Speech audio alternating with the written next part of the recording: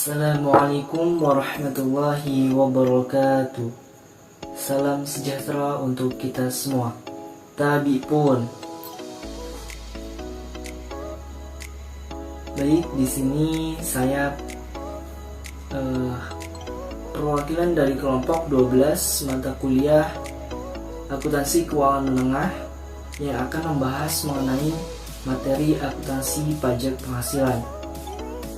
Sebelumnya izin memperkenalkan diri, nama saya Isman Alfianto, NPM 1913031030, dan teman satu kelompok saya yaitu Rian Saputra, NPM 1913031036. Langsung saja masuk ke materi pertama, yaitu pajak penghasilan dalam perusahaan. Perusahaan harus mempunyai laporan keuangan kepada pemegang saham sesuai dengan SAK yang berlaku. Namun sebagai wajib pajak, perusahaan juga harus menyajikan laporan keuangan kepada pemerintah.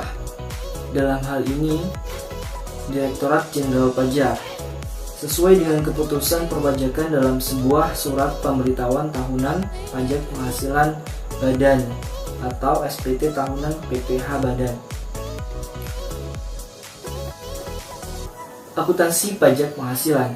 Akuntansi pajak penghasilan akan menjelaskan tentang bagaimana perusahaan menghitung, menyajikan, dan melaporkan informasi pajak penghasilan dalam laporan keuangan. Kemudian, standar akuntansi pajak penghasilan.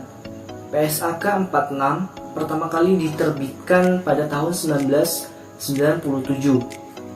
PSAK 46 bertujuan mengatur perlakuan akuntansi pajak penghasilan, terutama untuk mempertanggungjawabkan konsekuensi pajak pada periode berjalan dan periode mendatang. Laba sebelum pajak dan laba kena pajak. Setiap laba sebelum pajak yang telah diakui harus dipadankan dengan kewajiban pajaknya. Untuk itu, beban suatu pajak akan diakui pada periode laba tersebut menurut akuntansi. Beban pajak. Beban pajak adalah jumlah agregat beban pajak kini dan beban tangguhan yang diperhitungkan atas laba akuntansi yang diakui pada satu periode. Beban pajak kini. Pajak mengatur beban yang boleh dikurangkan untuk bertujuan menghitung penghasilan kena pajak. Liabilitas pajak kini. Pajak kini merupakan jumlah pajak yang terutang atas laba kena pajak atau rugi pajak untuk satu periode. Selanjutnya adalah pajak tangguhan. Terdiri atas materi perbedaan akuntansi dan pajak, perbedaan temporer dapat dikurangkan dan aset pajak tangguhan, perbedaan temporer kena pajak dan liabilitas pajak tangguhan, kemudian perbedaan permanen. Yang pertama, perbedaan akuntansi dan pajak. Penghasilan kena pajak dan laba akuntansi memiliki dasar hukum yang berbeda.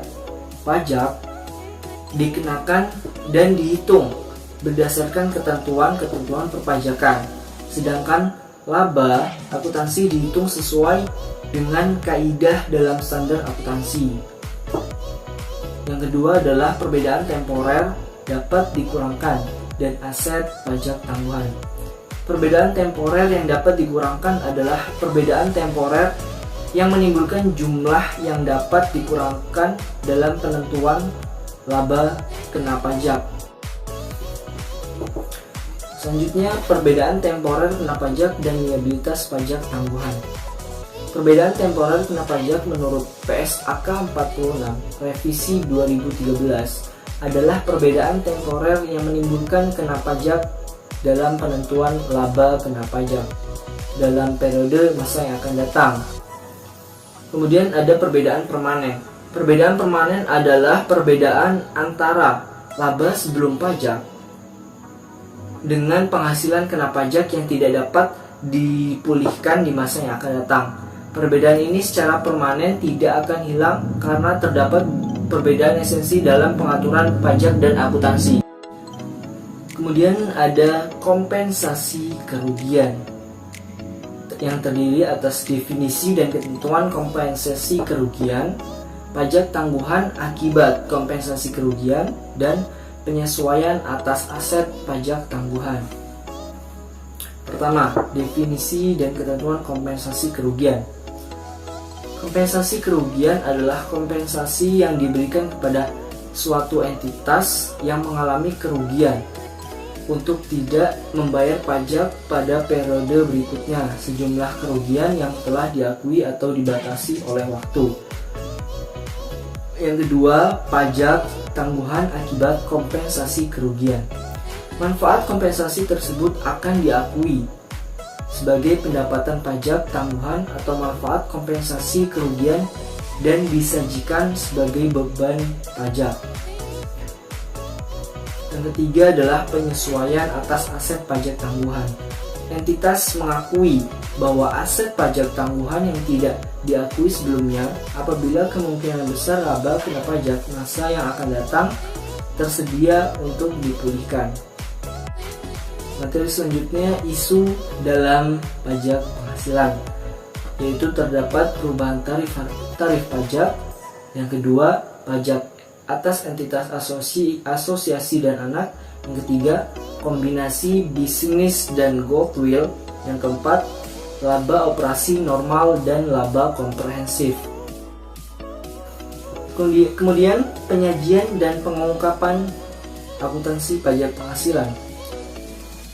Yang pertama adalah kebijakan akuntansi, yang kedua pengungkapan pajak penghasilan, yang ketiga beban pajak, yang keempat aset dan liabilitas pajak tangguhan. Analisis laporan keuangan.